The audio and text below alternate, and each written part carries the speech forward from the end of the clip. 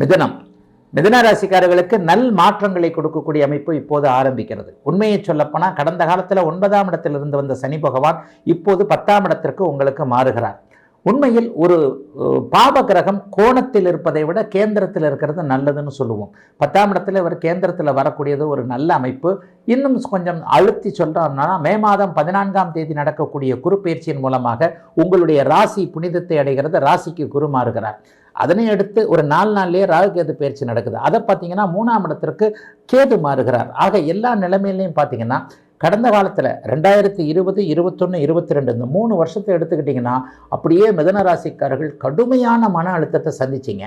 இப்போ ஒரு வருஷமாக கொஞ்சம் பரவாயில்லை, ஓரளவுக்கு எந்திரிச்சு மேலே வந்துக்கிட்டு இருக்கீங்க.